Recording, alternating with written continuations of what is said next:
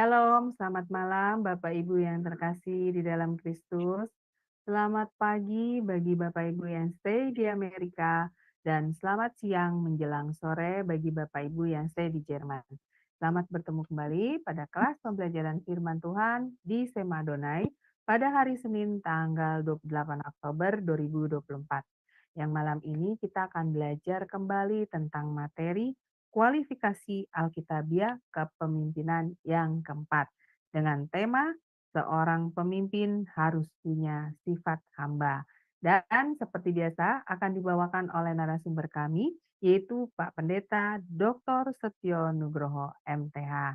Baik Bapak Ibu sekalian, sebelum kita masuk pada pembelajaran, baiknya kita berdoa terlebih dahulu ya Bapak Ibu. Mari kita berdoa. Bapa kami yang di surga, terima kasih dan puji syukur ya Bapa, karena kembali kami bisa berkumpul malam ini dalam keadaan sehat, dan kami bisa kembali untuk belajar kebenaran firman. Terima kasih ya Bapa, biarlah kiranya selalu ada pimpinan dan penyertaan-Mu dalam kelas pembelajaran kami. Dan berkati juga saya ya Tuhan sebagai moderator, mampukan saya untuk bisa memimpin kelas pembelajaran ini dengan baik, dan lancar sesuai dengan kehendak-Mu. Dan berkati juga para operator yang bekerja di belakang layar, mampukan mereka juga untuk dapat melakukan tugas dan kewajibannya dengan baik dan lancar.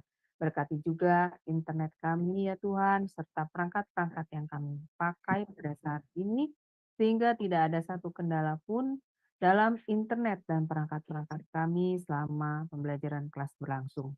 Dan yang terutama adalah berkati hamba-Mu, Pastor Setio, yang akan menyampaikan kebenaran firman-Mu malam ini ya Tuhan. Urapi setiap perkataan dari Pastor dan berikanlah hikmat yang hanya daripada-Mu. Sehingga Pastor mampu menyampaikan kebenaran firman-Mu kepada kami semua dengan memberikan pemahaman yang benar dan baik sesuai dengan kehendak-Mu.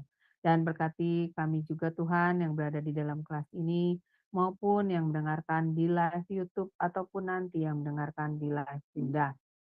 Buka hati dan pikiran kami Tuhan, terangi hati dan pikiran kami dengan roh-Mu.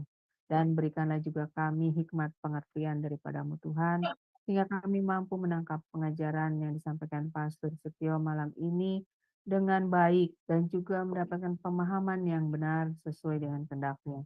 Dan materaikan firman ini Tuhan di dalam hati kami.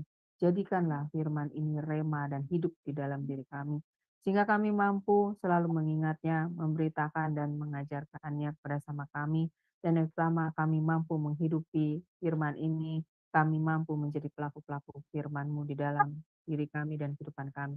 Terima kasih Tuhan, kami serahkan waktu pembelajaran ini dari awal hingga akhir, hanya di dalam pimpinan dan penyertaan-Mu. Dan kami patahkan segala kuasa kegelapan yang akan menghalangi kelas pembelajaran kami saat ini dalam nama Yesus. Doa ini kami panjatkan dalam satu nama, yaitu Tuhan Yesus Kristus, Juru Selamat kami yang hidup. Haleluya. Amin. Baik, Bapak Ibu, terima kasih. Sekarang kita akan melihat terlebih dahulu ya, Bapak Ibu, profil dari narasumber kami, Pastor Setio, yang akan di-share oleh operator kami pasang. Dipersilakan. Salam, kembali lagi di Sema Adonai. Dan kali ini kita akan memperkenalkan pembicara kita, yakni Bapak Pendeta Setio Nugroho. Dan berikut adalah profil singkat dari beliau. Saya dengan nama Setio Nugroho di kota Pahlawan, Surabaya pada tanggal 4 Agustus 1996. Riwayat pendidikan: Strata 1, Sarjana Teologi, Sekolah Tinggi Teologi Baptis Indonesia, Semarang. Strata 2, Magister Teologi SDT Baptis Bandung. Strata 3, Doktor Teologi Institut Kristen Borneo. Hipnoterapis PhD. Superman. Behavior Culture BBC. Pengalaman: Wakil Ketua 1 Bidang Akademik SDT Baptis Bandung dari mulai tahun 2013 sampai tahun 2015. Gembala Sidang Gereja Baptis Indonesia Iman Bogor sampai sekarang. Karya tulis: buku khotbah transformatif, peran Roh Kudus dalam khotbah yang mengubah hidup. Dari Zoom Sema Adonai terus menyuarakan pengajaran firman Tuhan yang membangun iman. Para narasumber pengajar di Zoom Sema Adonai sangat kompeten dan profesional. Kami mengundang Anda bergabung bersama kami di Zoom Sema Adonai. Ya, terima kasih untuk Pak Sam, operator kami yang sudah menayangkan profil dari narasumber kami ya, Pastor Setio. Baik, saya akan menyapa terlebih dahulu narasumber kami. Shalom, selamat malam Pastor. Ya, suaranya masih ke mute ya Pak. Sorry, selamat malam. Ya, puji Tuhan. Ya, bagaimana paling kalau saya kabarnya selalu baik. Wah, amin, puji Tuhan. Sama Pak, saya juga kabarnya selalu baik dan tentunya luar biasa ya Pak, kita semua kabarnya, amin. Ya, baik Pastor, semoga juga tetap semangat ya Pak, walaupun di hari Senin. Iya, baik Pastor, saya persilakan. Ya, baik Pastor, saya persilakan waktu dan tempat untuk Pastor mengajar kepada kami. Silakan Pak. Baik. Ya, jadi saya sekarang share screen sebentar. Baik, teman-teman sekalian, kita melanjutkan sesi kita di hari Senin ini.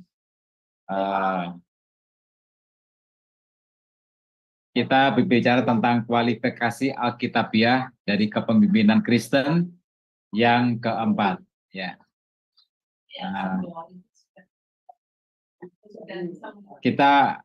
Saya ingatkan kembali bahwa kepemimpinan itu didefinisikan sebagai pengaruh. Ya. Kepemimpinan didefinisikan sebagai pengaruh. Sebentar, ini ada sedikit trouble.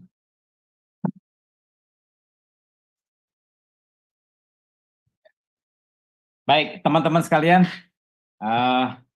seorang pemimpin itu harus punya sifat hamba, ya. Seorang pemimpin itu harus punya sifat hamba. Ini adalah merupakan kualifikasi Alkitabiah yang keempat dari pemimpin Kristen.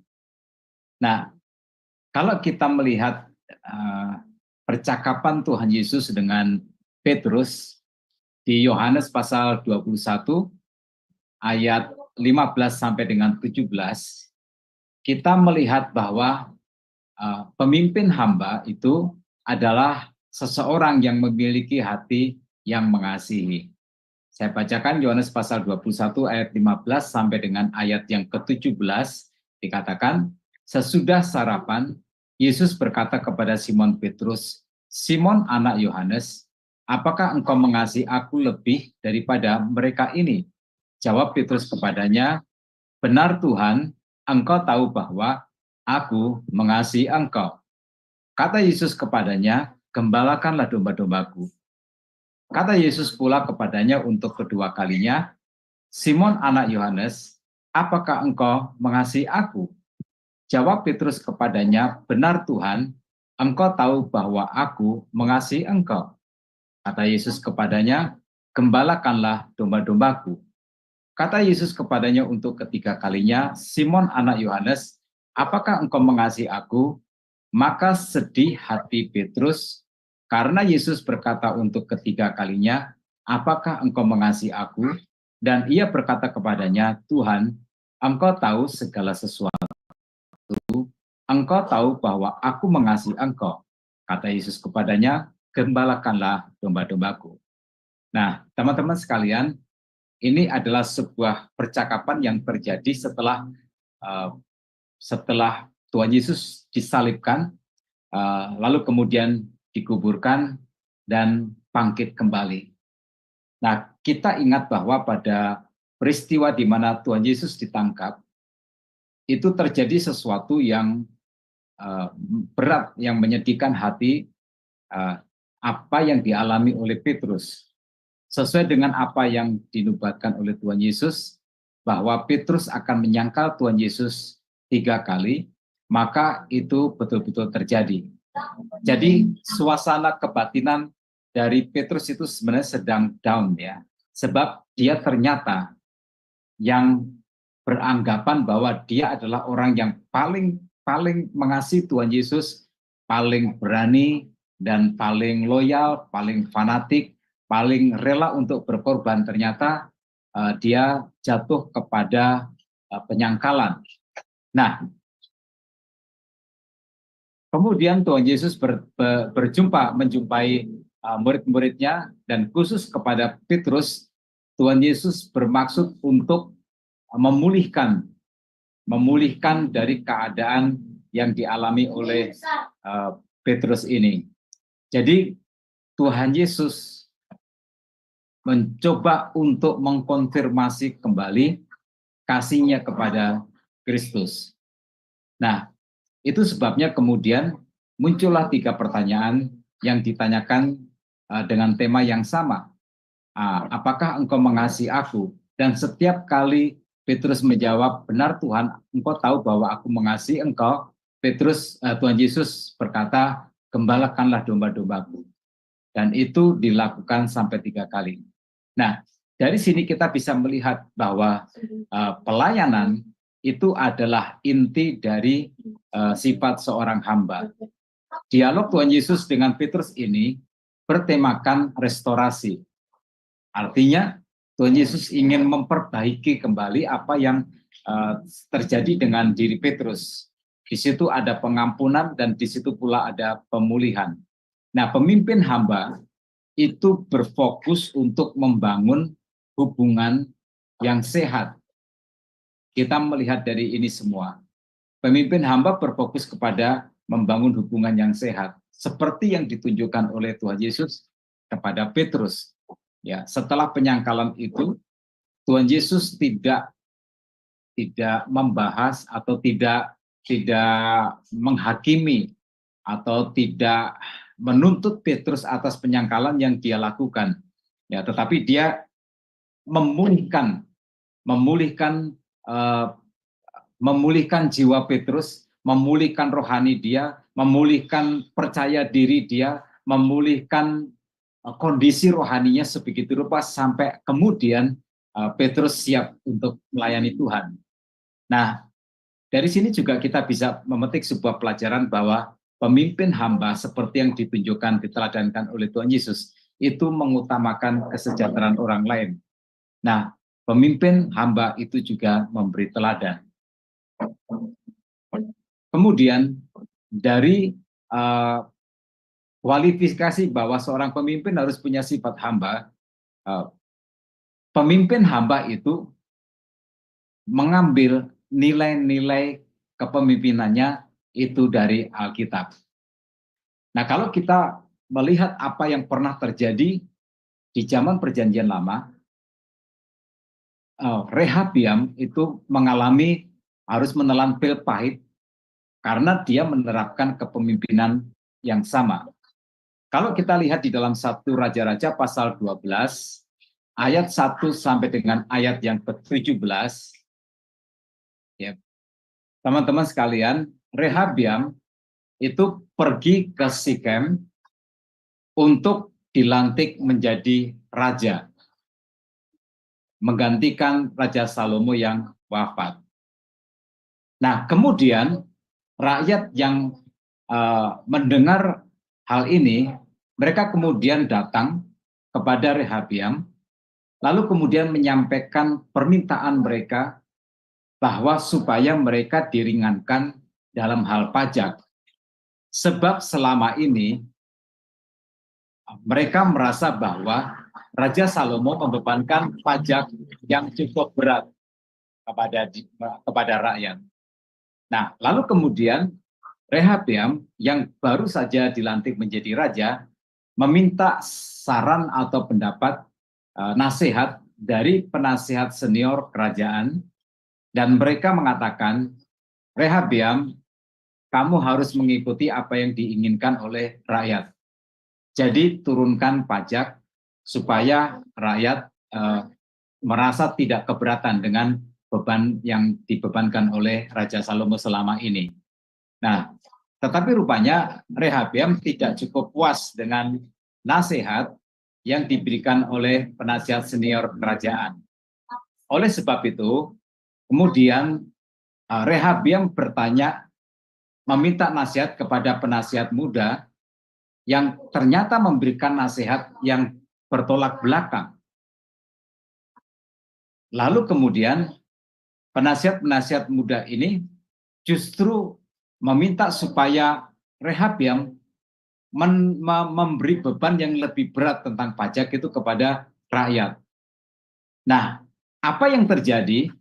Yang terjadi adalah bahwa 10 suku kemudian meninggalkan Rehabiam, mereka pergi, mereka tidak menghendaki Rehabiam menjadi raja, lalu mereka mengangkat Yerobeam untuk menjadi raja. Sehingga kerajaan Israel kemudian terpecah menjadi dua. Rehabiam didukung oleh suku Yehuda dan suku Benyamin.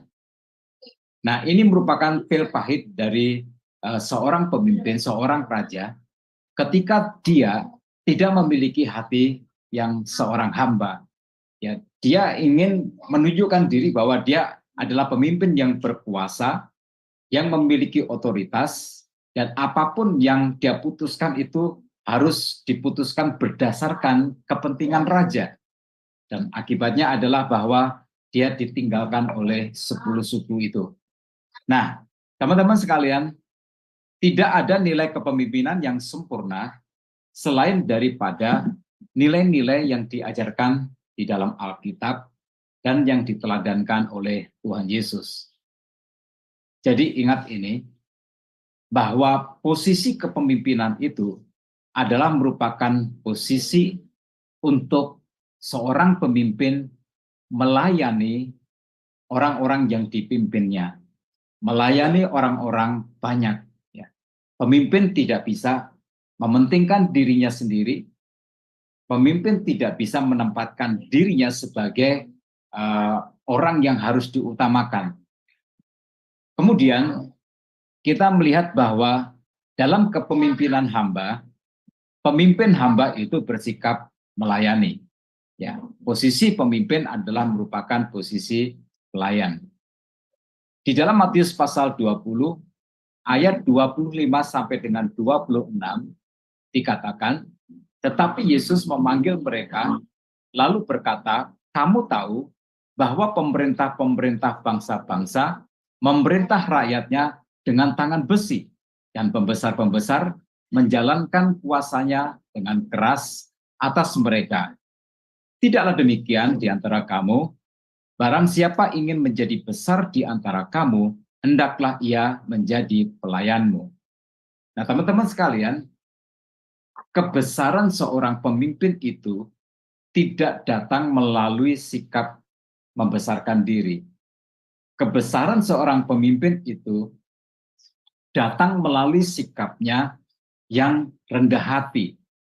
Ya, dia ada untuk kesejahteraan orang-orang yang dipimpinnya. Dia diangkat pada posisi itu untuk memenuhi apa yang menjadi kebutuhan dari orang-orang yang dipimpinnya atau organisasi yang dia pimpin. Jadi seluruh kemampuannya, seluruh hidupnya, segala fasilitas yang dia miliki sebagai seorang pemimpin, ya, semuanya itu harus diabdikan untuk mencapai tujuan dari organisasi atau dari orang-orang yang dipimpinnya itu. Jadi justru karena itulah maka seorang pemimpin menjadi seorang pemimpin yang besar yang diakui kepemimpinannya oleh karena dia memiliki sikap atau konsep bahwa dia ada untuk melayani. Kemudian kita melihat di dalam kepemimpinan hamba ini, karakter kita ada perbandingan karakter pemimpin, mana pemimpin yang baik dan mana pemimpin yang buruk. Seorang pemimpin yang buruk, dia punya sikap ingin dilayani. Dia memikirkan kepentingannya sendiri lebih daripada orang lain. Dia senang akan pangkat dan juga kedudukan. Nah, ini berbeda dengan pemimpin yang baik. Pemimpin yang baik dalam sikap, dia ingin melayani. Dia berpikir bahwa orang lain lebih penting daripada kepentingan dirinya sendiri. Dia tidak suka dengan gelar atau panggilan-panggilan kehormatan. Nah, teman-teman, kita bisa melihat tipe kepemimpinan ini dari apa yang telah ditunjukkan oleh Presiden Jokowi selama 10 tahun ini. Ya, dia memposisikan diri sebagai pelayan dari rakyat. Itu sesuatu yang berbeda dengan kebanyakan pemimpin-pemimpin yang ada yang selama ini dipertontonkan kepada masyarakat atau kepada kita semua. Ya, kebanyakan pejabat itu adalah orang-orang yang ingin dilayani, yang mementingkan kepentingannya sendiri daripada orang lain, dan mereka sangat menghargai tinggi akan pangkat dan kedudukan. Nah, bukan seperti itu seorang pemimpin yang baik. Kemudian kita melihat karakteristik seorang pemimpin dalam konflik, ya, dalam konflik. Seorang pemimpin yang buruk, dia senang berdebat, senang berbantah-bantahan, dia senang menggunakan kata-kata yang kasar, dia senang mengintimidasi, mengancam, dan dia tidak sabar ya dengan kesalahan. Itu pemimpin yang buruk. Sehingga dalam kepemimpinan yang seperti ini, suasana yang terjadi itu adalah bukan suasana yang enak, bukan suasana yang bersemangat untuk setiap orang belajar dan bertumbuh. Ya, kalau salah langsung ada ada penalti atau ada hukuman. Ya, dan kalau dia sendiri salah, ya dia akan mencoba untuk mendebat, ya, membela diri dan lain sebagainya.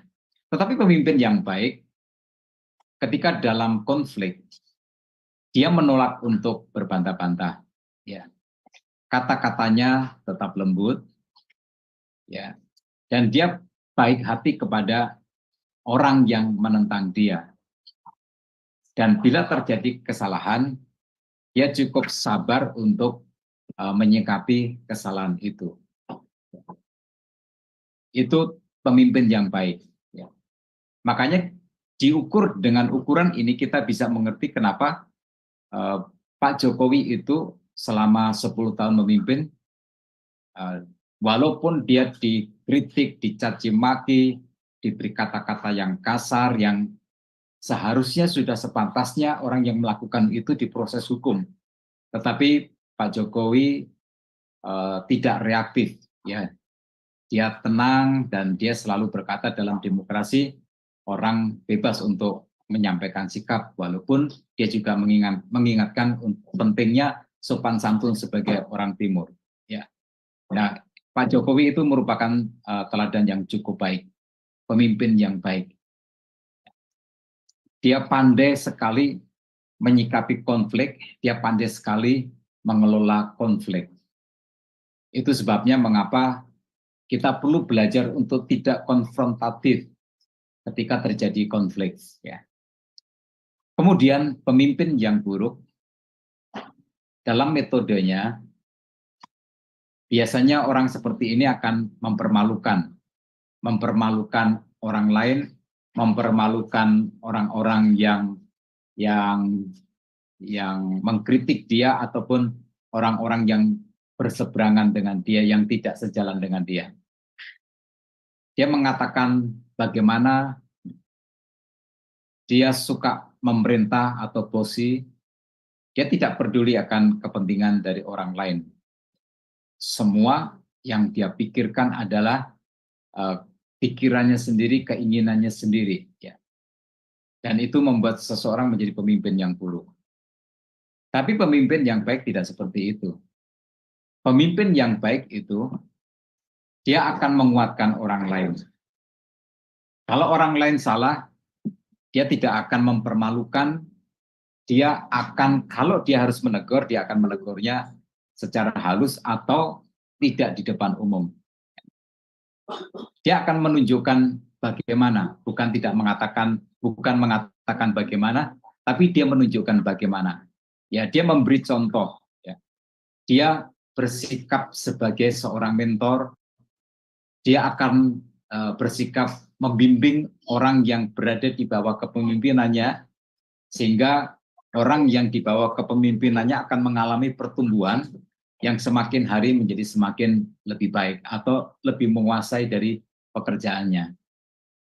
Dia mencoba untuk menolong memenuhi kebutuhan orang lain. Ya.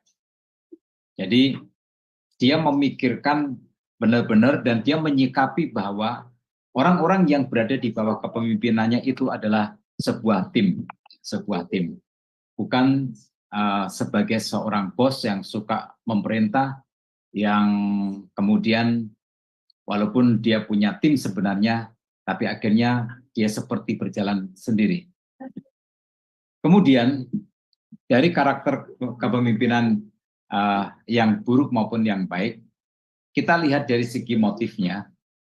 Seorang pemimpin yang buruk itu, yang dia pikirkan adalah bagaimana dia meningkatkan dirinya sendiri daripada orang lain atau daripada maju secara bersama-sama.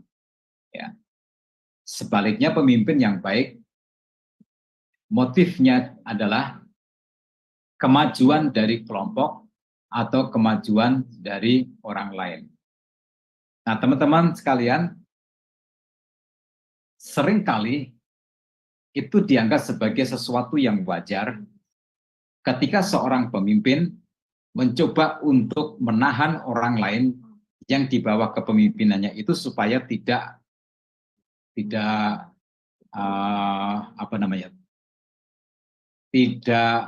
bertumbuh atau tidak menonjol, ya.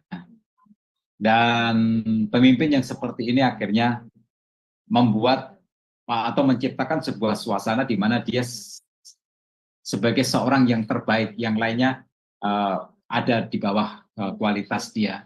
Nah, itu nggak akan pernah dilakukan oleh pemimpin yang baik. Pemimpin yang baik itu dia mengkader orang-orang yang berada di bawahnya, menolong mereka bertumbuh, menolong memaksimalkan potensi dari orang-orang yang berada di bawah kepemimpinannya, sehingga secara bersama-sama mereka menjadi sebuah tim yang kompak, yang berprestasi semuanya. Dan kalau kita melihat dari tujuan akhirnya, pemimpin yang buruk itu adalah pemimpin yang semua yang dilakukan itu untuk kemuliaan dirinya sendiri, ya, untuk popularitasnya sendiri. Ya, kita sering kali melihat hal semacam ini. Ya, saya pernah bekerja atau berada di sebuah pekerjaan di mana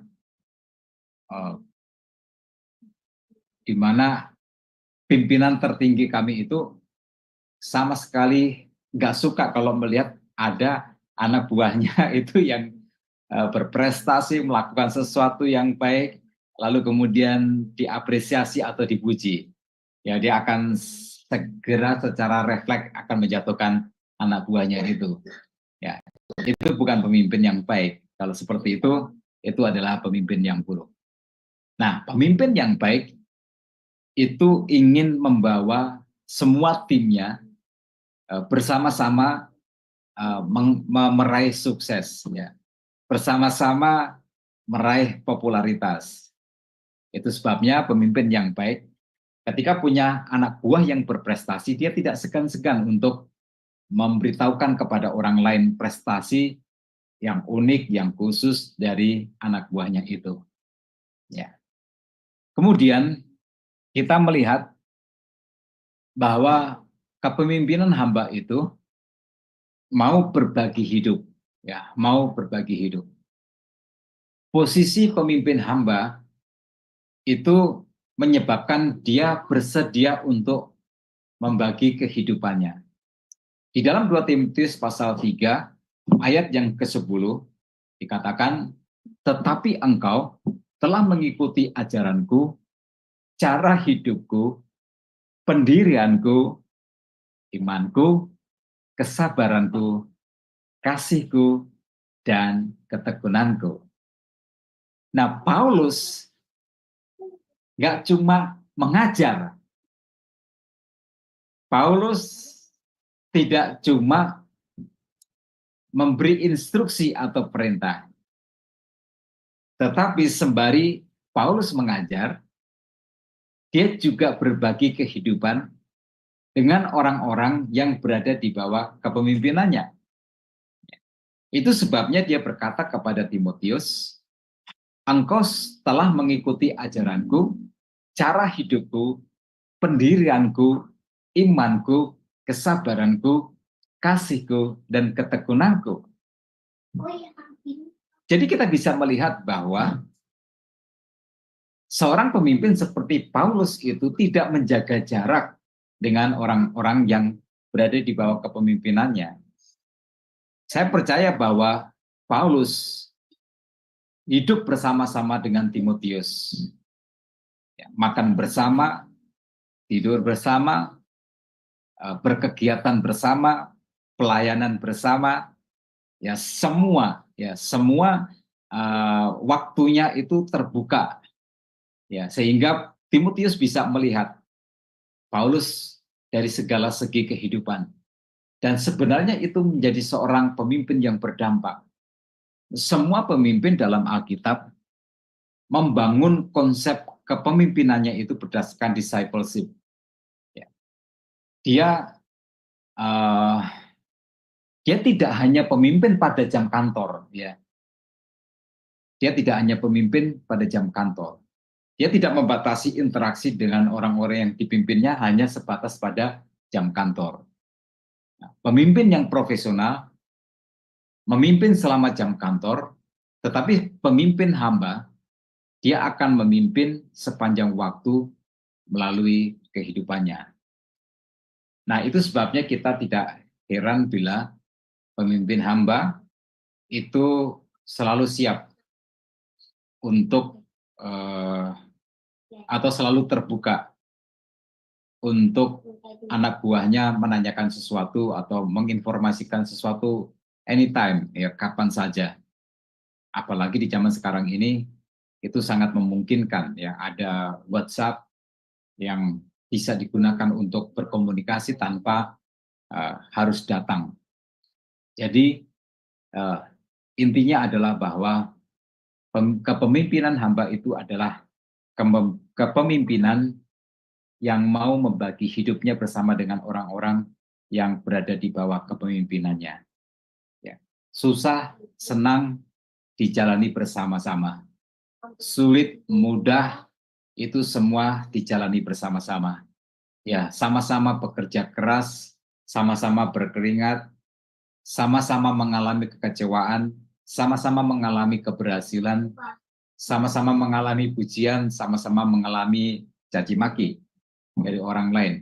Ya, intinya adalah bahwa seorang pemimpin hamba adalah seorang pemimpin yang mau membuka pintu rumahnya ataupun membuka dirinya untuk berinteraksi sejauh itu dibutuhkan dalam proses kepemimpinan atau dalam pengembangan diri dari orang-orang yang dipimpinnya.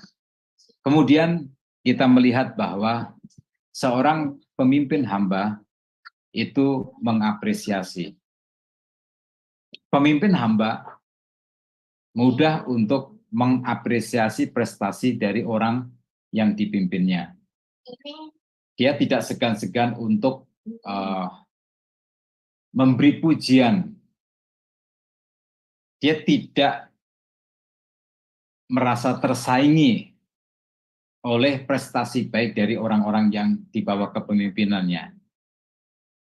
Dia tidak akan mendominasi atau menguasai semua apresiasi yang dicapai dalam kepemimpinannya itu. Ya. Seorang pemimpin hamba tahu bahwa sukses itu tidak dibangun oleh satu orang saja, tetapi sukses itu dibangun bersama-sama. Ada tim di belakang dia yang ikut meng-create, menciptakan, membangun kesuksesan dari organisasi yang dipimpinnya. Nah, itu sebabnya mengapa kalau kita melihat tulisan-tulisan dari Rasul Paulus, tulisan dari Rasul Paulus dalam surat-suratnya itu biasanya diawali dengan pujian. Maka itu menjadi sebuah pembelajaran bagi kita semua bahwa seorang pemimpin hamba itu adalah orang yang tidak pelit untuk memberikan pujian, memberikan apresiasi, memberikan penghargaan kepada anak buahnya yang bekerja dengan baik, yang berprestasi. Dia tidak mencuri prestasi yang dilakukan oleh anak buahnya. Ya. Maka seorang pemimpin yang seperti inilah yang akan membuat orang-orang yang di bawah kepemimpinannya betah, menghargai, dan menciptakan loyalitas kepada tim kerja atau kepada anak-anak buahnya itu. Baik, teman-teman sekalian, saya akhiri presentasi sampai di sini. Saya sekarang kembalikan kepada Ibu Aling. Silakan Ibu Aling. Iya, baik. Terima kasih Pastor Setio untuk pemaparan materinya malam ini ya Pak. Kita belajar seorang pemimpin harus punya sifat hamba. Wah, ini sangat menarik ya Pak. Baik Bapak Ibu sekalian, sebentar saya turunkan dulu. Sebelum kita masuk pada sesi tanya jawab dan diskusi, maka saya akan membacakan terlebih dahulu acara-acara Sema Adonai ke depannya ya Bapak Ibu. Baik. Ya, sudah tampak di layar ya. Baik Bapak Ibu, untuk kelas besok ya, Bapak Ibu hari Selasa 29 Oktober 2024 di jam 21:10 waktu Indonesia Barat di Sema Adonai sudah ada kembali kelas pembelajaran firman. Dan kita akan belajar tentang materi Teologia Proper. Dan ini sudah masuk sesi yang kedua ya Bapak Ibu dengan tema hubungan antar pribadi Allah Tritunggal yang akan dibawakan seperti biasa oleh narasumber kami, yaitu Pak Pendeta Dr. James Damping, MA MTH, dan moderatornya adalah Pak Sam Siagian. Selanjutnya di hari Rabu 30 Oktober 2024 di jam 21:10 waktu Indonesia Barat di Sema Adonai akan kembali ada kelas pembelajaran firman. Dan kita akan belajar tentang tema The Kingdom Thinking yang akan dibawakan seperti biasa oleh narasumber kami yaitu Ibu Pendeta Dr. Suryani Watimena MTH dan moderatornya adalah Pak Sam Siagian. Selanjutnya ini adalah renungan pagi Sema Adonai Bapak Ibu diadakan setiap hari mulai dari hari Senin sampai dengan Sabtu dimulai dari jam 5.30 pagi waktu Indonesia Barat dan dilayani oleh hamba-hamba Tuhan yang sangat memberkati. Jadi Bapak Ibu sekalian untuk renungan pagi Sema Adonai ini Bapak Ibu dapat ikuti lewat Zoom Sema Adonai atau lewat channel YouTube C Firman. Dan bagi Bapak Ibu yang belum men-share channel YouTube C Firman, tolong share, yang belum mensubscribe ya channel YouTube C Firman, tolong subscribe channel YouTube kami C Firman supaya Bapak Ibu bisa mengikuti keseluruhan acara-acara Sema Adonai lewat channel C Firman, terutama apa yang tidak di-live-kan di program-program di channel-channel lain ya, program Sema Adonai ini seperti contohnya renungan pagi Sema Adonai, kemudian renungan pagi dari Bapak Gembala kami sendiri yaitu Pak Pendeta Daniel Palungan yang diadakan setiap hari Jumat 1 kali dalam seminggu dan juga ibadah online Sema Adonai. Dan tolong bantu share ya Bapak Ibu channel C Firman ini kepada yang lain sehingga semakin banyak juga orang-orang yang bisa mengikuti keseluruhan acara-acara Sema Adonai lewat channel C Firman. Dengan begitu Bapak Ibu telah membantu channel kami, channel C Firman untuk menjadi lebih berkembang dan menjadi berkat lagi bagi banyak orang. Terima kasih Bapak Ibu atas perhatiannya. Sekarang kita masuk akan pada sesi tanya jawab dan diskusi. Dan bagi Bapak Ibu yang ingin bertanya atau sharing tentang pemaparan materi malam ini, silakan resen terlebih dahulu ya, sehingga bisa dibuka mic Bapak Ibu oleh operator kami. Ya, Pastor Setio, ini luar biasa nih Pak. Kita belajar malam ini seorang pemimpin harus punya sifat hamba ya. Kita sudah belajar tentang sebelum-sebelumnya adalah seorang pemimpin harus sudah dewasa, harus bekerja keras, dan sekarang harus punya sifat hamba. Ini saya tertarik nih Pak dengan sifat hamba ini. Berarti di sini saya mengartikan bahwa sifat hamba artinya orang sebagai seorang pemimpin ini tidak boleh punya sifat egois ya Pak. Itu tidak Pastor. Egois, maksudnya sifat egois gitu. Betul tidak Pak? Sifat-sifat Iya, kedagingan yang ada dalam diri dia. Ya, seperti itu ya iya, Pak. Mm. betul, betul.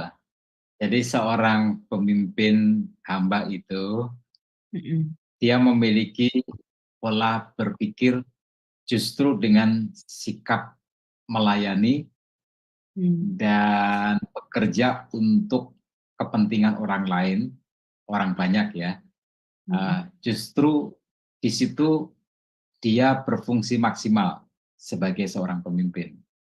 Nah, tentu pemimpin yang bisa sampai kepada konsep seperti ini, dia sudah selesai dengan dirinya sendiri. Ya, dia sudah tidak lagi egois, ya, dia sudah tidak lagi mementingkan dirinya sendiri. Dia menyadari bahwa dia ada di tempat kepemimpinan itu untuk sebuah tugas, ya, untuk sebuah tujuan, sebuah maksud, yaitu membawa organisasi atau sekelompok orang yang dipimpinnya itu, komunitas yang dipimpinnya itu mengalami pertumbuhan, mengalami keadaan yang lebih baik, ya, mengalami kemajuan. Nah, pemimpin hamba ini terus terang Bu Aling memang sangat tidak banyak, ya, tidak banyak. Saya ingat di sebuah sekolah, ya saya nggak bisa bicara itu semua sekolah ya, karena kalau seperti itu kan saya harus melihat kepada semua sekolah, ya. Tapi di sebuah sekolah saya pernah melihat itu sesuatu yang biasa terjadi kalau ada dosen yang ingin ambil gelar doktor, itu rektornya suka menghambat, ya. Suka menghambat, mempersulit, ya. Tidak mau memberi fasilitas atau tidak mau memudahkan. Ya, dia ingin bahwa dia satu-satunya atau sesedikit mungkin orang yang bisa bertumbuh sampai kepada tingkat yang maksimal. Itu egois, mementingkan diri sendiri, ya seperti itu. Nah, itu sebabnya mengapa ketika saya ditugasi untuk memimpin sekolah, yang saya lakukan adalah saya minta dosen-dosen S2 saya itu mengambil pendidikan gelar S3, ya. Dan saya yang mencarikan dananya atau biayanya untuk mereka semua, gitu. Sehingga mereka tinggal mendaftar, tinggal belajar, tinggal kuliah, tinggal melakukan tugasnya. Semua keperluan biaya keuangannya itu saya yang mencarikan untuk mereka. Dan itu sesuatu yang nggak pernah terjadi sebelumnya, ya, nggak pernah terjadi sebelumnya. Ya. Nah, biasanya pemimpin yang hamba itu adalah seorang pemimpin yang dia merasa aman dengan dirinya sendiri. Dia tidak mudah terancam. Kenapa seseorang itu egois? Itu karena di samping memang dia belum bertumbuh secara maksimal dalam kedewasaan, tapi seringkali juga dia merasa terancam. Kalau orang lain maju ini bisa menjadi sayangan yang mengalahkan saya. Nah, itu nggak mungkin terjadi kepada seorang pemimpin hamba. Ya, pemimpin hamba justru dia berkonsep dengan dia menjadi pemimpin, orang-orang yang berada di bawahnya itu bertumbuh maksimal gitu. Dan dia mengupayakan itu semua. Betul sekali, Pastor. Jadi memang di dalam sifat seorang pemimpin itu memang ya namanya sifat hamba itu ya keegoisan dan mementingkan dirinya sendiri itu sudah harus mati ya Pak di dalam diri dia ya. Karena jika Ya, tidak demikian maka dia nggak akan bisa menjadi pemimpin seperti seorang sifat hamba ya, Pastor ya yang mau melayani, mau apa rela berkorban gitu, mau apa namanya, menempatkan dirinya tuh paling akhir gitu loh, di antara orang-orang yang dipimpinnya, seperti itu. Nah, ini saya juga tertarik dengan yang ini nih, Pastor, yang dibilang bahwa seorang hamba itu harus mau berbagi hidup. Nah, ini saya, tapi ini saya bukan mau sharing tentang seorang pemimpin ya, Pastor ya. Di sini kan dikatakan bahwa Eee, seorang pemimpin itu kan harus mau berbagi hidup, artinya dia ini, membangun konsep pemimpinannya ini kan bukan pada jam-jam kepemimpinannya aja, baik di kantor ataupun dalam pelayanan ya, Pak, tetapi juga harus sepanjang waktu dia sedia untuk menerima, apa namanya, orang-orang yang datang, kepadanya, terutama tim-timnya itu ya, untuk, apa namanya, curhat ibaratnya dengan dia ya, Pastor. Nah, ini ya, saya, ya. ada satu kendala yang ingin saya tanyakan, Pastor. Saya melihat, ada satu, peristiwa gitu di dalam nah ini ada Pak Sam mau bertanya ya. Oke, kita persilakan dulu ya kepada partisipan Pak Sam untuk bertanya. Baik, baik. Silakan, Pak. Iya, sebentar ya saya buka Iya, mic-nya. Pak, ya. Ketutup lagi silakan, Pak. Saya lupa Bapak udah co-host ya, silakan. selamat malam Pak Setio. Ya, selamat malam Pak Sam. Iya, sebetulnya saya hampir tiap hari Senin ikut, cuman kadang-kadang tidak bikin pertanyaan gitu. Kebetulan saya belajar tadi mengenai kepemimpinan. Hmm. Tadi kan judulnya itu kan materi kepemimpinan yang alkitabiah, pemimpin yang berhati seorang hamba. Ini Ya, hanya berlaku untuk pelayanan apa juga berlaku di pimpinan dalam eh, organisasi perusahaan misalnya? Bagaimana, ya, Pak? Silakan, Pastor. ya. Baik. Ini nilai kepemimpinan ini universal, Pak Sam. Kalau kita mau melihat contoh nyata yang terlihat jelas itu Pak Jokowi, ya. Pak Jokowi itu salah satu contoh yang sangat kuat bahwa beliau menghayati kepemimpinan itu adalah kepemimpinan hamba. Nah, itu sebabnya juga dia sering mengingatkan para pejabat-pejabatnya untuk bersikap melayani kepentingan dari masyarakat. Ya. Nah, mungkin nggak itu di dunia bisnis misalnya? Sangat mungkin. Justru karena hal itu, maka seorang pemimpin itu akan dicintai oleh orang-orang yang dipimpinnya. Akan menciptakan loyalitas dari tim, ya, ya, akan menciptakan kesetiaan, ya, akan menciptakan sebuah pengabdian yang kuat, ya, itu menciptakan sebuah suasana yang sangat bagus, gitu. Jadi sangat salah apabila konsep kepemimpinan hamba itu dianggap tidak tepat di dunia sekuler organisasi. Ya. Kita bersyukur kepada Tuhan bahwa belakangan ini muncul 1, 2, 3 orang yang sangat bagus di dalam konsep kepemimpinan hamba ini. Sehingga akhirnya kita lihat bahwa mereka dicintai oleh rakyatnya, ya, dicintai oleh rakyatnya. Dia tidak menjaga jarak, ya. Dia menyapa orang-orang yang ada di bawahnya dan bersedia untuk membimbing, bersedia untuk membantu.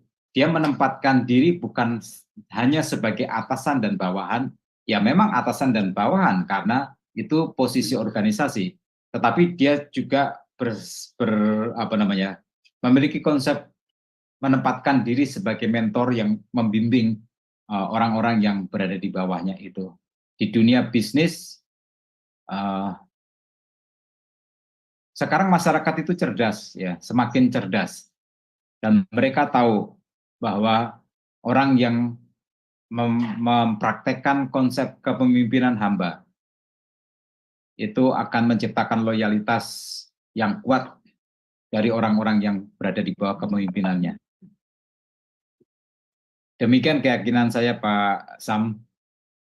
Ya, Ya. saya tambahkan sedikit. Memang di dalam memimpin itu sebagai pemimpin yang sebagai hamba itu kan memang memiliki sifat belas kasihan, suka memberi pertolongan, tapi juga ada juga di situ berani menghadapi tantangan. Kalau misalnya kita bersaing, pemimpin itu bersaing dengan perusahaan-perusahaan yang bonafit kita kan, kalau kita tetap memiliki sifat sebagai hamba atau belas kasihan itu, apakah kita tidak salah, tidak berkurang omset kita gitu. Begitu, Pak. Ya, ya itu apa namanya, menarik ya, menarik. Sebenarnya itu Bu Aling, Ya.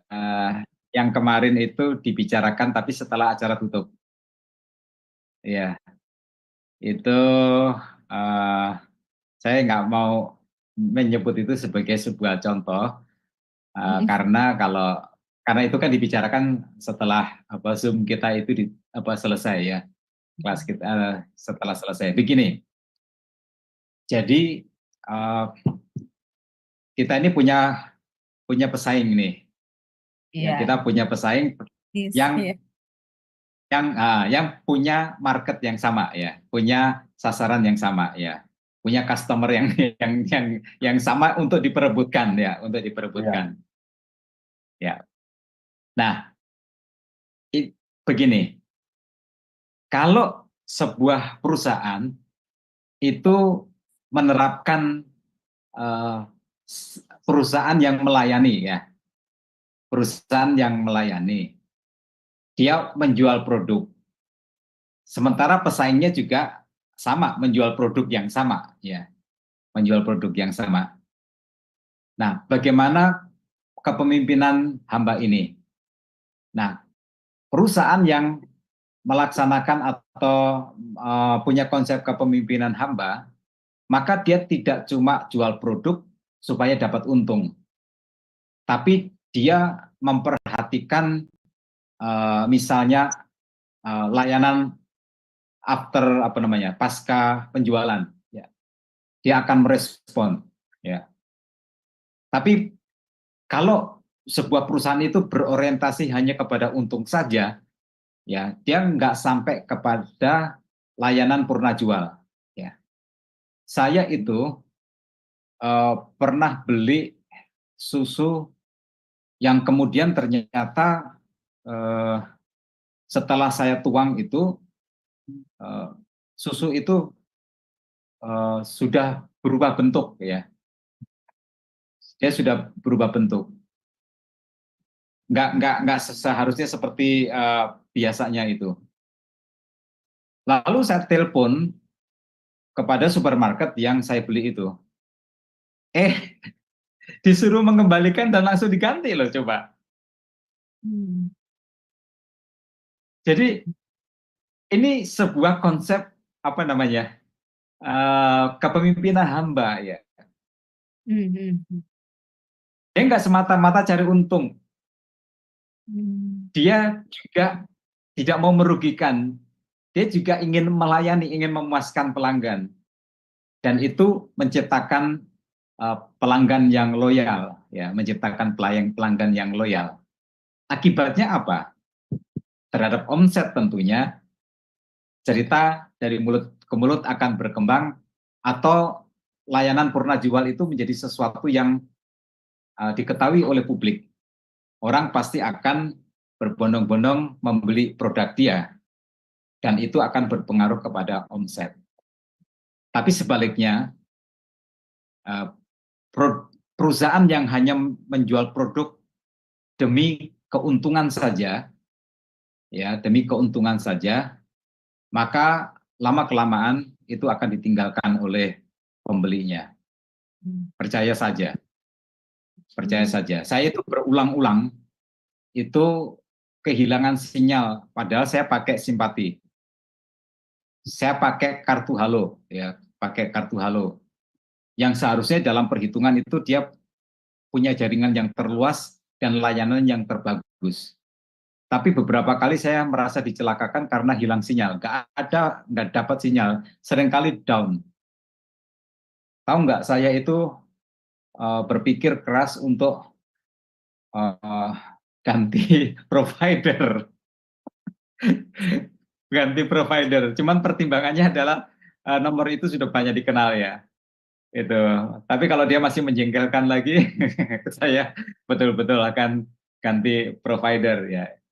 Percayalah perusahaan yang menerapkan pelayanan yang sungguh-sungguh itu bisa mencuri marketnya perusahaan yang besar, tapi yang mengabaikan layanan purna jual. Demikian keyakinan saya, Pak Sam. Ya, Ya. terima kasih Pak Setio atas pemaparannya. Ya, bisa saya mengerti. Memang tidak semua perusahaan itu hanya untuk mencari keuntungan besar semata gitu Pak ya. Terima kasih Pak. Ya. Baik. Ya. Baik, terima kasih Pak Sam untuk partisipasinya ya. Baik, kita lanjutkan lagi ya Pak Pastur. Nah, ini saya mau bertanya tadi ini, sebelum ada yang bertanya lagi, mengenai yang sifat kepemimpinan hamba ini yang berbagi hidup Pak. Nah, yang saya mau tanyakan begini Pastur. Jika seorang ini dia sudah memiliki dari poin-poin yang Pastor sebutkan di minggu-minggu lalu ya, bahwa seorang pemimpin harus sudah dewasa, bekerja keras. Nah, sekarang ini pemimpin harus mempunyai sifat hamba. Salah satu poinnya adalah pemimpin hamba berbagi hidup. Artinya hamba ini dia menyediakan waktu-waktunya dia berarti ya, Pastor ya. Dalam hidup dia untuk menerima misalnya ada timnya atau orang-orangnya ini memerlukan pertolongan atau curhat dari dia atau mentor dari dia, seperti itu kan Pastor. Tapi bagaimana jika seorang pemimpin ini belum bisa, saya nggak bisa gitu mempunyai waktu untuk orang-orang yang dipimpinnya gitu. Maksudnya berbagi hidup ini ya banyak, salah satu penyebabnya banyak hal Pastor. Misalnya seperti dia kayak saya pernah melihat ya Pastor ini kisah bukan saya sih Pak, tapi teman saya punya teman gitu. Jadi dia ini seorang pelayan gitu di gereja ya Pastor. Jadi dia aktif dalam pelayanan. Tetapi suaminya ini tidak suka, istrinya ini melakukan pelayanan begitu. Saya nggak tahu posisi orang ini sebagai leader apa pemimpin di dalam pelayanan itu saya nggak tahu. Tapi yang saya tahu kisahnya adalah orang ini, jadi dia perempuan ya Pastor, wanita ini dia melayani di tempat gerejanya, tetapi suaminya tidak mendukung pekerjaan pelayanan dia dan tidak suka gitu. Sampai suatu peristiwa suaminya ini mendatangi gereja tempat istrinya ini melayani pada saat istrinya sedang pelayanan dan suaminya teriak-teriak Pastor di depan gereja gitu, manggil-manggil istrinya suruh pulang. Sampai teman-temannya yang lain bilang, "Pak, maaf Pak, lagi ibadah Pak, sabar Pak," gitu ya. Nah, sampai terakhir saya dengar kisahnya adalah akhirnya keluarga ini, pasangan suami ini berpisah hanya dikarenakan suaminya tidak setuju, tapi istrinya tetap bersikeras. Nah, bagaimana Pastor jika ada di posisi seperti ini, kita misalnya harus menjadi seorang pemimpin? Iya, silakan Pastor untuk menjawabnya. Ya. Ya. Baik, baik. Ini tentang itu kan ada beberapa aspek ya. Salah satunya adalah aspek pernikahan ya. Salah satunya itu kan masalah tentang pernikahan atau tentang hubungan suami istri. Nah, karena ini bukan topik bahasan kita nggak sentuh bagian itu ya. Kita nggak sentuh bagian itu. Nah, begini, bila seorang pemimpin itu tidak mau berbagi hidup, ya, maka skor kepemimpinannya itu tidak maksimal. Ya. Skor pemimpinannya itu tidak maksimal. Kenapa? Karena orang-orang yang di bawah kepemimpinan dia itu mengalami kesulitan untuk mengakses atau bertemu. Ada itu, ada model pemimpin yang ditemui itu susah kayak begitu kan. Itu kan mengurangkan rasa respect, hormat kepada si pemimpin itu. Jadi itu sebabnya mengapa saya katakan bahwa skor kepemimpinannya menjadi tidak maksimal. Gitu. Nah, yang terjadi dengan teman Ibu Aling itu tadi, maka itu pasti akan berdampak kepada orang-orang yang dipimpinnya. Ya. Dia orang-orang yang dipimpinnya nggak apa namanya, penilaiannya, penghargaannya itu nggak maksimal ya.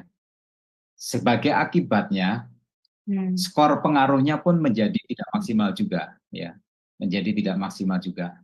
Nah, kita nggak bahas dari sisi ada apa atau masalah dalam pernikahan mereka ya, tapi dari sisi kepemimpinan maka itu menjadi tidak maksimal. Nah, oleh sebab itu kita jadi tahu nih, berbagi hidup itu tidak mudah. Berbagi hidup itu ada waktu yang dari milik kita itu yang ikut diambil. Ada tenaga dari kita itu yang ikut diambil. Jadi seorang pemimpin yang berbagi hidup itu adalah seseorang yang berkorban lebih banyak dibanding dengan dia membatasi dirinya sendiri. Ya. Saya beberapa waktu yang lalu itu kedatangan tamu dari Singapura. Dua-duanya sebenarnya orang Malaysia yang berkewarganegaraan dan tinggal di Singapura. Nah, yang satu itu adalah orang yang dari dunia sekuler, dia kuliah di Amerika, ingin berkarir di Amerika, dan dia hebat sekali. Nah, di dalam perjalanan itulah kemudian dia dipanggil oleh mamahnya, yang ternyata mamanya sakit sehingga dia harus pulang ke Malaysia dan menemani ibunya sampai meninggal. Gitu. Nah, di dalam perjalanan itu dia kemudian menerima panggilan Tuhan untuk menjadi hamba Tuhan. Gitu. Jadi dia baru saja masuk ke dunia pelayanan. Dan ketika baru masuk ke dunia pelayanan itulah dia berkunjung ke tempat saya. Ya, berkunjung ke tempat saya. Dan saya itu tinggal bersama-sama dengan beberapa orang yang punya masalah dengan tempat tinggal. Ya. Jadi ada apa namanya, jemaat, ada beberapa jemaat yang tinggal bersama-sama dengan saya. Nah, ini komentar dia. Bagi orang luar negeri itu sesuatu yang apa namanya ya, yang nggak kepikir oleh mereka, nggak masuk akal. mereka itu sangat menghargai privasi kan? Ya, Ya, mereka independen sangat ya Pak. menghargai privasi. Iya. Ah, lalu dia bilang begini ke saya, Pak Setio, kamu menerapkan apa, Bu? Kamu menerapkan kepemimpinan Tuhan Yesus 24 jam loh, kamu apa diawasi jemaat, ya bukan diawasi dalam pengertian mengawasi begitu ya. Karena mereka tinggal bersama-sama dengan saya, tidur di tempat saya, makan sehari 3 kali bersama-sama dengan saya, gitu. Nah, itu pengorbanan yang nggak sedikit, ya. Kita jangan bicara uang lah. Kalau uang itu sudah pasti. Tapi yang namanya privasi, yang namanya tenaga, yang namanya waktu itu kan juga sangat berharga sekali, ya. Dan kalau misal saya jelek, mereka semua tahu kalau saya jelek di rumah, ya. Makanya apa namanya? Dia heran sekali, dia heran sekali. Dan saya pernah apa namanya? Ada teman yang memburukan saya. Waktu dia melihat dan mengalami sendiri bahwa saya menjalani kehidupan yang seperti itu, dia langsung tahu, semuanya itu fitnah, itu semua karena iri hati, ya. Karena yang dia lihat dari apa yang saya jalani itu justru kebalikannya. Nah, jadi begitu Bu Aling, bahwa bila kita tidak mampu membagi hidup, kepemimpinan kita itu menjadi tidak maksimal, ya.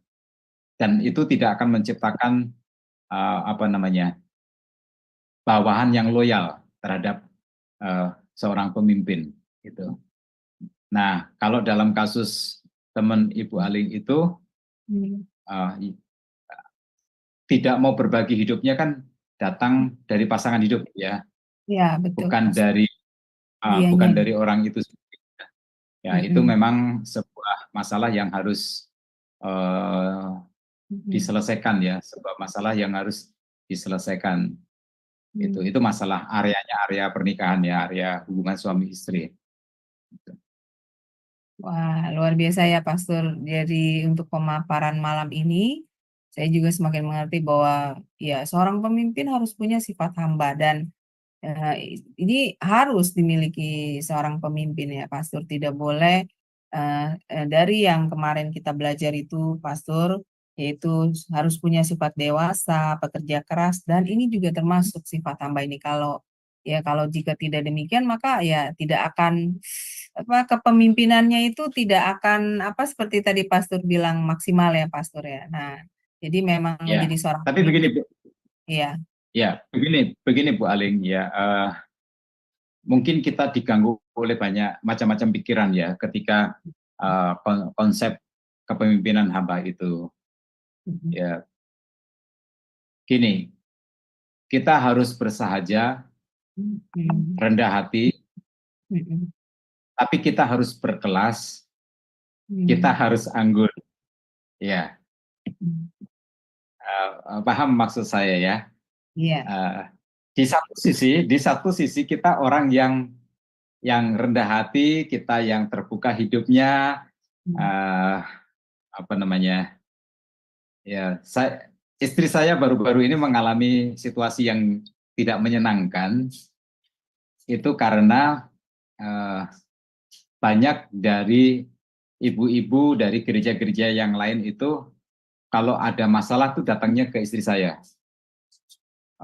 Kalau ada sesuatu yang membutuhkan keterlibatan yang serius, dia datang dan minta tolong ke istri saya.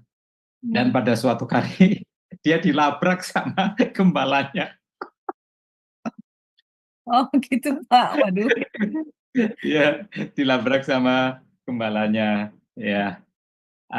Terus ada komentar-komentar yang di belakang yang istri saya ikut mendengar.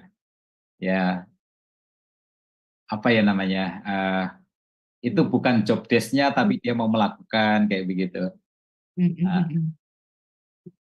Nah, sementara gembala yang melabrak itu, dia itu kalau bisa tugas dia itu nggak dia laksanakan, ya.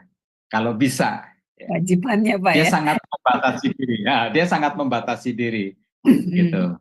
Hmm. Seakan-akan menolong orang lain itu menyebabkan dia rendah, gitu. Hmm. Nah, saya mau begini, kita harus seimbang, ya. Kita ini hamba, tapi juga bahwa diri kita anggun dan berkelas. Saya itu suka geli dengan seorang pemimpin, ya. Ada beberapa teman-teman saya yang sebenarnya dia bagus, dia punya kepemimpinan bagus, tapi ketika dia makan pisang itu dikupas semua terus diambil bagian Pisangnya. bagian pisangnya yang di tengah itu, ya. Eh, itu kan sangat tidak berkelas gitu loh. Orang lihatnya kan juga jijik gitu. Itu kan nanti masuk mulut, kamu pegang dengan tangan kamu yang terus tangan kamu itu kan juga ada apa namanya bekas pisang yang kayak begitu gitu. Tapi itu anehnya, saya melihat nggak cuma satu orang gitu. Nah, dia tidak membawakan diri begitu rupa sehingga dia itu berkelas, dia itu anggun gitu. Ya. Nah, kadang-kadang orang seperti ini demi menjaga supaya dia kelihatan berwibawa, maka dia menjaga jarak. Dia menjaga jarak. Jangankan berbagi hidup, ya. Dia menjaga jarak. Nah, jadi kita harus membangun diri kita itu anggun berkelas melalui berbagai aspek supaya ketika kita bersikap sebagai hamba itu kita tidak pernah kehilangan wibawa kita sebagai seorang pemimpin.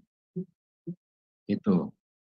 Ya. Ya, aspek-aspek itu harus dibangun, misalnya cara berpakaian, cara berkomunikasi, ya bahasa tubuh yang baik, lalu kemudian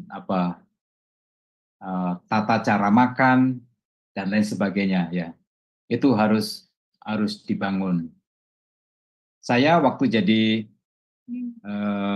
pimpinan, saya marah, saya berkhotbah kepada di ibadah STT itu, saya khotbahkan tentang Abraham yang menolak diberi hadiah oleh Raja Sodom dan Gomora, gitu.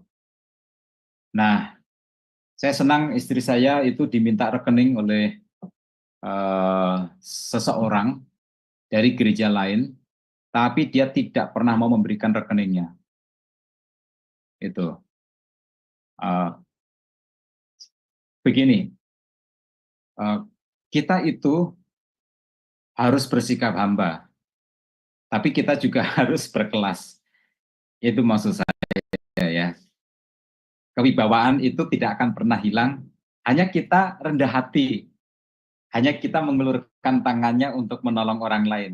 Kita nggak akan pernah kehilangan kewibawaan itu. Ya, jadi jangan berpikir bahwa kalau kita menjadi hamba, bersikap hamba, maka kita sedang menempatkan diri kita berpotensi untuk tidak dihargai oleh orang sebagai seorang pemimpin. No, tidak. Ya, demikian Bu Aling.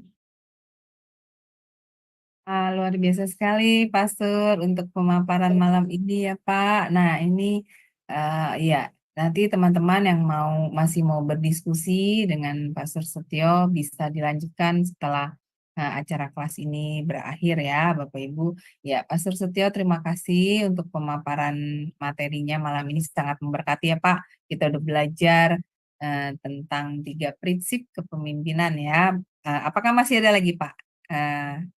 Tentang prinsip kepemimpinan ini terakhir atau masih ada? Masih lanjut ya Pak ya di minggu depan ya? Masih satu lagi lalu kita akan beralih topik. Oh iya, puji Tuhan. Tapi ini dengan pemaparan materi yang sudah Pastor sampaikan dari 3 minggu yang lalu ya Pastor, mungkin 5 minggu yang lalu. Baik. Dari karakter-karakter yang harus dimiliki oleh seorang pemimpin sangat memberkati Pastor. Jadi ketika suatu saat saya dipercayakan Tuhan sebagai pemimpin, saya sudah mengerti step-stepnya sesuai dengan Alkitabiah. Terima kasih Pastor, semoga pelajaran malam ini juga sangat memberkati Bapak Ibu semua ya, dan Pastor bisa tutup kelas kita ini dengan, oh ya Ibu Heni, apakah Ibu mau sharing tentang Oh, nggak ada pelajaran? link. Oh Nggak ada iya, link tadi. Cuman ya. tadi sih sebenarnya mau ngobrol di belakang layar mengenai job description-nya itu, Pastor. Nah, banyak para pemimpin itu eh, juga tidak tahu mengenai job job description-nya itu. Jadi bagian-bagian mana yang harus dia lakukan itu banyak sekali para pemimpin nggak tahu.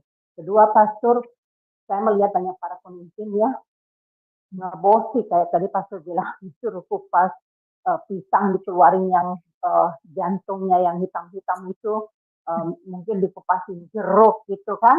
Jadi kayak seperti bikinin orang kayak budak. Nah, itu sikap itu juga untuk anak-anak Tuhan yang kita anak-anak Tuhan juga harus diperhatikan yang demikian gitu.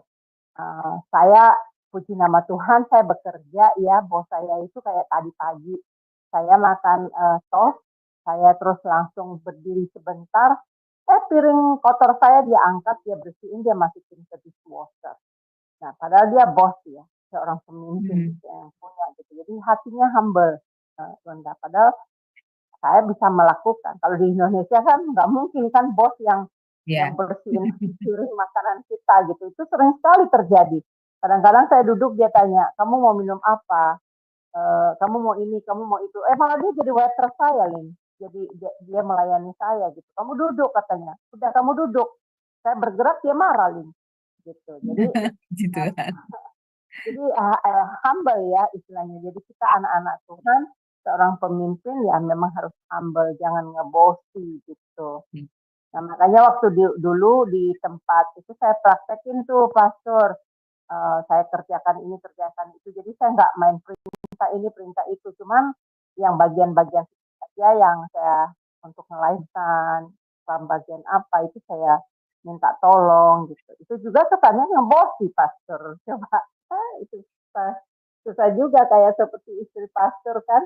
Kita ditanyain orang, kita ngomong, kita memberikan pendapat. Karena orang itu kan bertanya sama kita, dia datang kepada kita.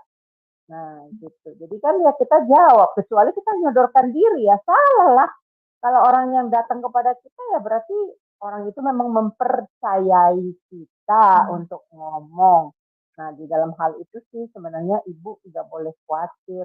Kalau saya dekat sama ibu, nggak apa-apa bu, lakuin aja. Orang lebih percaya sama ibu. Kan emang ada peraturan di gereja atau peraturan apa tidak boleh dilarang, itu kan terserah pribadi masing-masing. Nah, itu kenapa? Karena ada kejiwaan pemimpinnya tuh ada humble kelihatan, mau melayani. Nah, di sini Pastor banyak pemimpin mau dilayani tapi tidak mau melayani. Nah, itu tidak alkitabiah kan Pastor? Kalau di Alkitab kan seorang hamba, seorang pemimpin harus menjadi hamba dulu. Karena siapa yang menjadi hamba akan ditinggikan gitu loh Pastor. Itu aja sih tambahan saya Pastor, silakan dikoreksi kalau memang saya salah. Iya, silakan Pastor. Terima kasih Bu Heni untuk partisipasinya Bu, sharingnya. Ya, gimana Pastor? Silakan ditanggapi. Baik. Ya. Inti dari pemimpin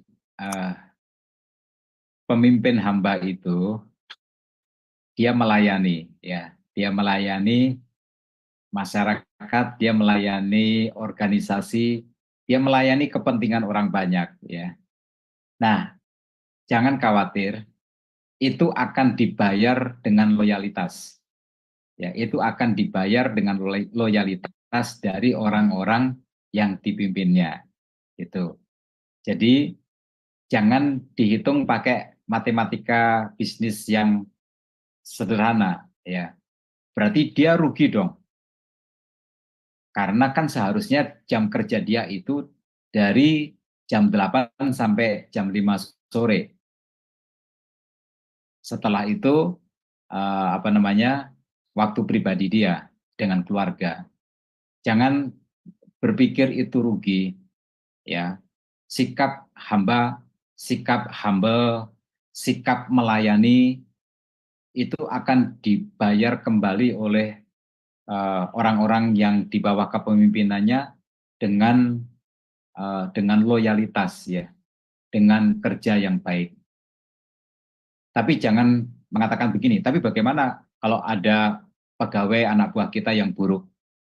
Ya itu tidak maksudnya begitu. Kan selalu ada orang yang buruk. Orang yang buruk itu tempatnya harusnya di tempat yang buruk, ya dipecat saja. Itu. Kita bicara normal, ya. Kita bicara normal. Nah, jadi itu akan dibayar dengan harga yang sepadan, ya, bahwa orang-orang yang kita pimpin bila suatu saat akan dibutuhkan pekerjaan yang membutuhkan waktu yang lebih, mereka akan melakukannya dengan ikhlas, ya, dengan sukacita. Demikian, ya. Baik, terima kasih Pastor Setia untuk pencerahannya. Baik, tanpa terasa waktu sudah 1,5 jam ya Bapak Ibu. Ya Pastor, kita bisa akhiri kelas pembelajaran kita ini. Pastor bisa tutup dengan closing statement-nya untuk pengajaran Bapak malam ini, lalu pimpin doa bagi kami semua ya. Dipersilakan Pastor. Baik, teman-teman sekalian, siapapun kita adalah pemimpin di posisi yang Tuhan percayakan kepada kita masing-masing. Nah, satu nilai kepemimpinan yang sangat berdampak itu adalah kepemimpinan hamba. Ya, kepemimpinan hamba. Bila kita menerapkan ini, bila kita sebagai pemimpin bersikap melayani, percayalah bahwa kualitas seperti ini akan dibayar lunas, memuaskan oleh orang-orang yang di bawah kepemimpinan kita. Mereka akan loyal dan menghormati kita. Yuk, mari kita bangun kepemimpinan hamba di dalam diri kita. Kita berdoa. Bapa Surgawi, kami bersyukur, berterima kasih kepadamu Tuhan, karena Engkau melalui pelajaran malam hari ini memberikan kepada kami sebuah konsep bagaimana kami memiliki pengaruh yang kuat sebagai seorang pemimpin ketika kami menjalankan kepemimpinan hamba. Posisi kami di kepemimpinan adalah bertujuan untuk melayani kepentingan orang banyak. Oleh sebab itu Tuhan, tolong supaya kami selesai dengan diri kami sendiri. Kami tidak egois. Kami tidak mementingkan diri sendiri. Kami tidak merasa terancam ketika membantu orang-orang yang berada di bawah kepemimpinan kami bertumbuh maksimal. Justru melalui apa yang kami lakukan dalam kepemimpinan hamba, kami justru akan mendapatkan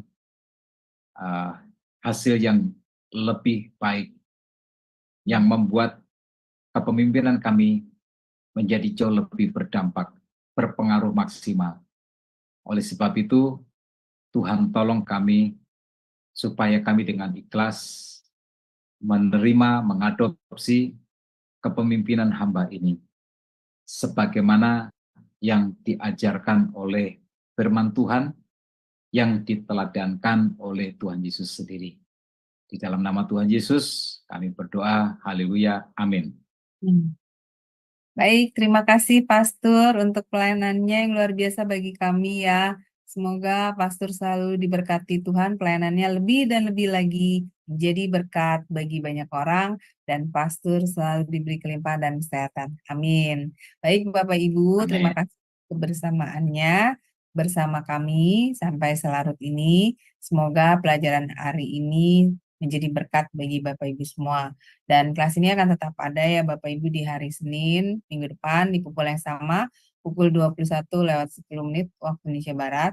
Dan juga jangan lupa Bapak Ibu di Semadonai akan selalu ada kelas pembelajaran firman setiap malam dari Senin sampai dengan Sabtu. Demikian juga ibadah renungan pagi Semadonai dari Senin sampai dengan Sabtu dimulai dari pukul 5.30 pagi waktu Indonesia Barat. Baik Bapak Ibu sekalian, selamat beristirahat. Tuhan berkati. Shalom, shalom, shalom.